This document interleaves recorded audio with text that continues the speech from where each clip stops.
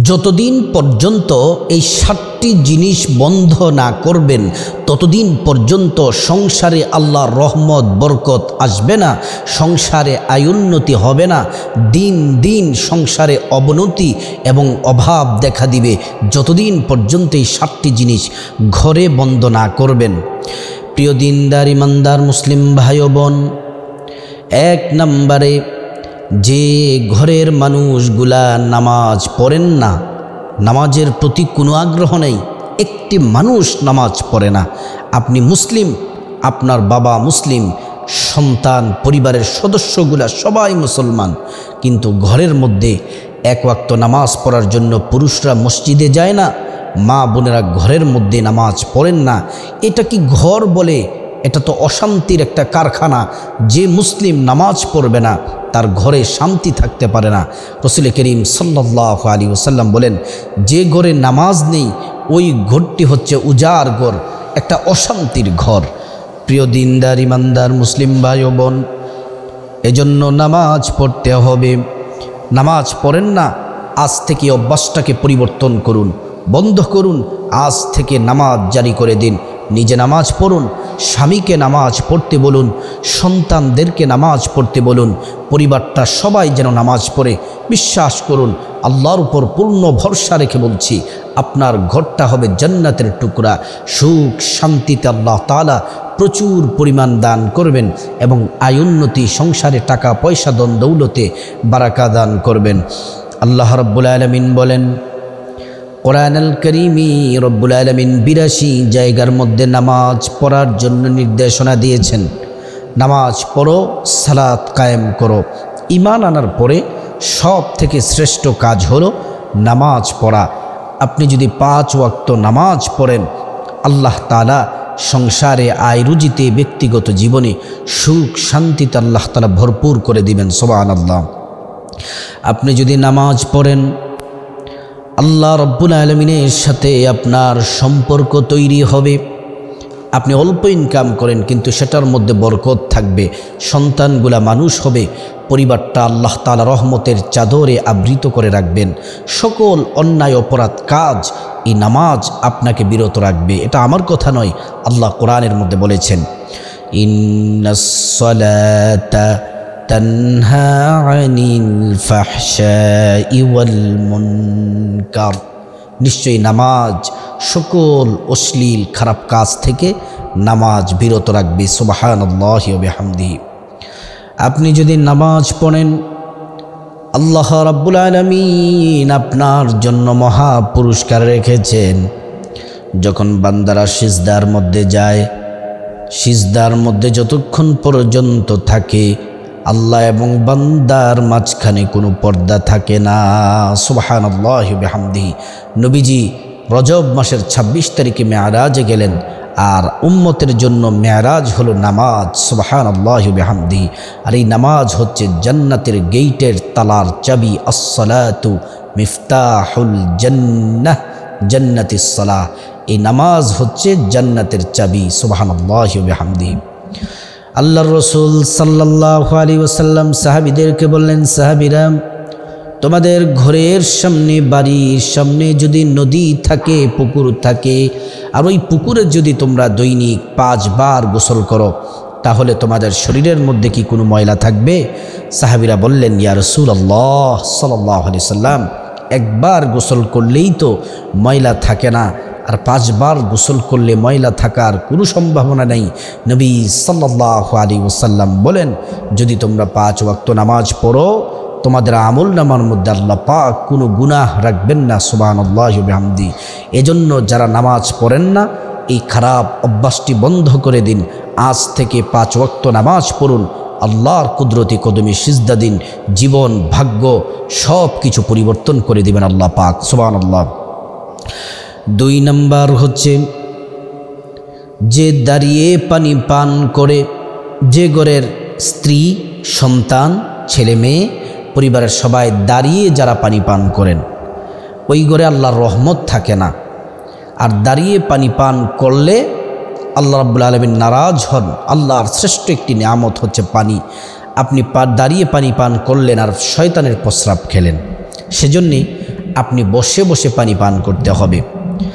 আপনি বসে পানি পান করতে হবে। প্রিয় নবী সাল্লাল্লাহু আলাইহি ওয়াসাল্লাম পানি পান কিভাবে করতে হয় 6টি নিয়ম বলে দিয়েছেন। এই 6টি সুন্নাহ আছে পানি পান করার। আপনি যদি সুন্নাহগুলো যদি পালন করেন, রসুল হাদিসের মধ্যে বলেছেন, মান আহাব্বা সুন্নতি ফাকদ আহাব্বানি ওয়া মান আহাব্বানি কানা মাই ফিল জান্নাহ। যে আমার সুন্নতকে আঁকড়িয়ে ধরলো, আমার সুন্নতকে ভালোবাসলো, সেজন্য আমি রসুলকে ভালোবাসলো। আর যে আমি রসুলকে ভালোবাসবে, তাহলে আমি রসুল তাকে জান্নাতে প্রবেশ করিয়ে দিব। সুবহানাল্লাহি ওয়া বিহামদি। তো সেজন্যে পানি পান আপনি দাঁড়িয়ে পানি পান করবেন না, বসে পানি পান করবেন। 6টা নিয়ম সুন্নাহ আমি বলে দিচ্ছি। 1 নাম্বার সুন্নাহ হলো বসে বসে পানি পান করতে হবে। 2 নাম্বার সুন্নাহ হলো ডান হাতে পানি পান করতে হবে। 3 নাম্বার সুন্নাহ হলো পানিটার দিকে তাকাবেন, দৃষ্টি দিবেন ময়লা আছে কিনা, কোনো জীবাণু আছে কিনা। 4 নাম্বার সুন্নাহ হলো বিসমিল্লাহির রহমানির রহিম বলে পানি পান করবেন। 5 নাম্বার সুন্নাহ হলো 3 ঢুকে পানি পান করবেন। 6 নাম্বার সুন্নাহ হলো পানি পান করা শেষে আলহামদুলিল্লাহ পড়বেন। তো সেজন্যে যদি আপনি এই দাঁড়িয়ে পানি পান করা এই অভ্যাসটা আজ থেকে বন্ধ করে দেন, যদি বন্ধ না করেন অভাব অনটন দরিদ্রতা দুঃখ কষ্ট লেগেই থাকবে। আর যদি বন্ধ করে দেন আর রাসূলুল্লাহর সুন্নাত যদি ঘরে জারি করে দেন, তাহলে আপনার ঘরে সংসারে রহমত আর বরকত দিয়ে আল্লাহ তাআলা ভরপুর করে দিবেন। সুবহানাল্লাহ। 3 নাম্বার, যে জিনিসটি যদি বন্ধ না করেন সংসারে অভাব অনটন লেগেই থাকবে, বিপদ মুসিবত আসবে। যদি আপনার সন্তান পরিবারের কেউ যদি দাঁড়িয়ে প্রস্রাব করে, শুধু দাঁড়িয়ে প্রস্রাব করাটাই ক্ষান্ত হয় না, যেই জায়গার মধ্যে অজু করে গোসল করে অজু করে সেই জায়গার মধ্যে যদি প্রস্রাব করে দেয়। আমরা তো এখন প্রত্যেকের বাসা বাড়িতে অ্যাডজাস্ট করা টয়লেট বাথরুম, টয়লেটটা আমরা টাইলসের মাধ্যমে একটু উঁচু রাখি, আর অজু গোসল যেই জায়গা করি সেই জায়গাটা একটু নিচু রাখি। তো এই যে অজু গোসলের জায়গায় যদি আপনার সন্তান যদি প্রস্রাব করে, যদি পরিবারের যদি কেউ যদি গোসল এবং অজুর জায়গায় যদি প্রস্রাব করে, তাহলে সংসারে অভাব অনটন বিপদ মুসিবত লেগেই থাকবে। আর প্রস্রাবের জায়গায় প্রস্রাব করবেন, টয়লেটের জায়গায় টয়লেট করবেন, অজুর জায়গায় অজু, গোসলের জায়গায় গোসল। তো সেজন্যে আপনার সন্তানদেরকে শিক্ষা দিন, ওরা যেন প্রস্রাব যেন দাঁড়িয়ে না করে এবং অজু গোসলের জায়গায় যেন প্রস্রাব যেন না করে। এই অভ্যাসগুলো বন্ধ করে দিন এবং নিয়ম পদ্ধতি সঠিকভাবে পালন করুন। আল্লাহ তাআলা সব বিপদ দূর করে দিবেন। আর যদি বন্ধ না করেন, তাহলে আপনার সংসার ধীরে ধীরে আপনার সংসারে বিপদ মুসিবতে বিপর্যস্ত হয়ে যাবেন। 4 নম্বর হলো, যে সংসারে বাবা মাকে কষ্ট দেয় ওই সংসারে আয় উন্নতি হবে না, ওই সংসারে আল্লাহর রহমত বরকত আসবে না। ওই সংসারে টাকা ইনকাম করবে প্রচুর, কিন্তু বারাকা থাকবে না, বিপদ মুসিবত লেগেই থাকবে, অশান্তির আগুন থাকবে। আল্লাহ রাব্বুল আলামিন সূরা বনী ইসরাঈলের মধ্যে বলেন, ওয়াকাদা রাব্বুকা আল্লা তা'বুদু ইল্লা ইয়্যাহ ওয়া বিল ওয়ালিদাইনি ইহসানা। আল্লাহ সুবহানাহু ওয়া তাআলা বলছেন, আমি কাজী হয়ে নির্দেশনা দিলাম যে তোমরা 1 নম্বর কাজ হলো আমি আল্লাহর ইবাদত করবে, 2 নম্বর কাজ হলো আমি তোমাদেরকে নির্দেশনা দিলাম তোমরা তোমাদের মা বাবার খেদমত করবে। সুবহানাল্লাহ। যদি তোমাদের মা বাবা বৃদ্ধ হয়ে যায়, একজন অথবা উভয়জনকে যদি বৃদ্ধ অবস্থায় যদি পেয়ে যাও, ইম্মা ইয়াবলুগান্না ইনদাকাল কিবারা আহাদুহুমা আও কিলাহুমা ফালা তাকুল লাহুমা উফ ওয়ালা তানহারহুমা ওয়াকুল লাহুমা কওলান কারীমা। যদি তোমরা তোমাদের মা বাবাকে যদি বৃদ্ধ অবস্থায় পেয়ে যাও, এমন কোন আচরণ এমন কোনো কথা বলো না তারা যেন উফ যেন না বলে, তাদের সাথে কওলান কারীমা সম্মান সূচক কথা বলো। ওয়াকফিদ লাহুমা জানাহা যুল্লি মিনার রাহমা, রহমতের ডানাগুলা বাহুগুলা বিছিয়ে দাও। আর যাদের মা বাবা কবরে চলে গেছে তাদের জন্য দোয়া করো, রব্বির হামহুমা কামা রাব্বায়ানি সগীরা। রাসূলুল্লাহ সাল্লাল্লাহু আলাইহি ওয়াসাল্লাম হাদিসের মধ্যে বলেছেন, রিদর রব্বি ফি রিদল ওয়ালিদাইন সাকাতুর রব্বি ফি সাকাতিল ওয়ালিদাইন। পিতামাতার সন্তুষ্টিতে আল্লাহর সন্তুষ্টি, পিতামাতার অসন্তুষ্টিতে আল্লাহর সন্তুষ্টি। এজন্য মা বাবাকে কষ্ট দেওয়া বন্ধ করেন, না হয় আপনার টাকা পয়সা ধন দৌলতে বরকত হবে না, সংসার অশান্তি লেগেই থাকবে, বিপদ মুসিবত লেগেই থাকবে। মা বাবাকে কষ্ট দেওয়া এখনই বন্ধ করুন, মা বাবার খেদমত চালু করে দেন। আপনার ঘরে, সংসারে, ব্যক্তি জীবনে, কর্মক্ষেত্রে প্রত্যেকটা জায়গায় আল্লাহ রহমত দিয়ে ভরপুর করে দিবেন। 5 নম্বর হলো, যারা রাতের বেলা ঘরের দরজা জানলা বন্ধ করেন কিন্তু একদিনও আল্লাহর নামে বন্ধ করেন না, বিসমিল্লাহির রহমানির রহিম পরে বন্ধ করেন না, আল্লাহর নাম নিয়ে বন্ধ করেন না, যারা এই অভ্যাসটি আছে, বদভ্যাস আছে, সেটাকে আজ থেকে বন্ধ করে দেন। ঘরের দরজা জানলা যখনই বন্ধ করবেন রাতের বেলা বিসমিল্লাহির রহমানির রহিম পরে বন্ধ করবেন, না পরে বন্ধ করবেন না। তো বিসমিল্লাহির রহমানির রহিম আল্লাহর নামে বন্ধ করলে কি হয়? আপনার ঘরে চুরি হবে না, ডাকাতি হবে না, সন্ত্রাসী হবে না, ঘরে কোনো ক্ষতি হবে না, আল্লাহ তাআলা নিরাপত্তা দিবেন ফেরেশতার মাধ্যমে। আর যদি আল্লাহর নামে বন্ধ না করেন, চুরি হবে, ডাকাতি হবে, আগুন লেগে যাবে, বিপদ হবে। আর আল্লাহর নামে বন্ধ করলে কোনো সমস্যা হবে না। 6 নম্বর, খাবার অপচয় করলে রিজিক কমে যায়, সংসারে রহমত চলে যায়, বরকত চলে যায়।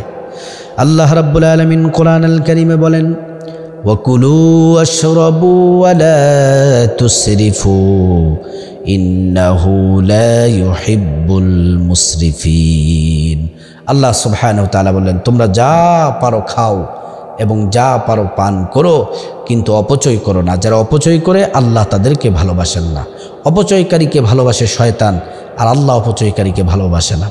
রাত্রিবেলা খাবার খাচ্ছেন, দিনে দুপুরে আপনার প্লেট থেকে ভাত পড়ে যাচ্ছে, সেটাকে তুলে আপনি খান না, পরিষ্কার করে খান না। যাদের অভ্যাস যে খাবার পড়ে যায় সেটাকে তুলে খান না, আপনার সংসারে উন্নতি হবে না। সাময়িক সময়ে আপনার টাকা পয়সা থাকতে পারে, কিন্তু যাদের এই বদভ্যাস আছে, যদি বন্ধ না করেন, আপনি আজ হোক কাল হোক আপনি বিপদে পড়বেন, অভাবে পড়বেন আপনি। আর যদি সব সময় খাবার যদি পড়ে যায়, সেটাকে পরিষ্কার করে যদি খেয়ে নেন, আল্লাহ পাক আপনার ধন দৌলত টাকা পয়সা বরকত দিতেই থাকবেন, বাড়তেই থাকবে, কমবে না কখনো। 7 নম্বরে, আত্মীয়দের সাথে খারাপ আচরণ করলে, ঘরে মেহমান আসলে মেহমানদারি না করলে, আপনার তৌফিক অনুযায়ী মেহমানদারি করবেন। আত্মীয়দের খোঁজ নেবেন, তাদের দেখভাল করবেন, ফুপ্পির খোঁজ নেবেন, খালামুনি আত্মীয় স্বজন যারা আসে তাদের সাথে উত্তম আচরণ করবেন, ভালো আচরণ করবেন। বিশ্বাস করুন, আত্মীয়তার সম্পর্ক যদি ভালো রাখেন, আল্লাহ খুশি হন, রিজিকে বরকত হয়, হায়াতে বরকত হয়। আর যদি আত্মীয়তার সাথে যদি খারাপ আচরণ করেন, হায়াত কমবে, রিজিক কমবে, আল্লাহ পাক সংসারে অশান্তি দিবেন। সেজন্য যারা আত্মীয়তার সম্পর্ক ছিন্ন করে রেখেছেন, ভাইয়ের সাথে, বোনের সাথে, ফুপ্পির সাথে, খালার সাথে, শ্বশুরবাড়ির সাথে, নিজের আত্মীয় স্বজনের সাথে, এখনই তাদেরকে কাছে যান, ক্ষমা চান, তাদের সাথে সম্পর্ক মজবুত করেন। যদি তাদের সাথে যদি খারাপ আচরণ করেন, সম্পর্ক ছিন্ন করেন, আজ হোক কাল হোক আপনি অভাবে পড়বেন, বিপদে পড়বেন, আল্লাহ কঠিন বিপদে আপনাকে ফেলাবেন। তো সেজন্য এই 7টি কাজ, যে কাজগুলো বললাম, এগুলা যদি সংসারে বন্ধ না করেন, বিপদ মুসিবত লেগেই থাকবে এবং বিপর্যস্তের মধ্যে পড়ে যাবেন। আর যদি কাজগুলা বন্ধ করে এবং রসুলের সুন্নাহগুলা যদি পালন করেন, ভালো কাজ যদি করেন, আল্লাহ পাক সংসারে অফুরন্ত বারাকা দিবেন। আল্লাহ তাআলা এই 7টি কাজ যেন আমরা বন্ধ করে দিতে পারি সংসারে, ঘরে, আল্লাহ তাআলা সেই তৌফিক আমাদেরকে দান করুন।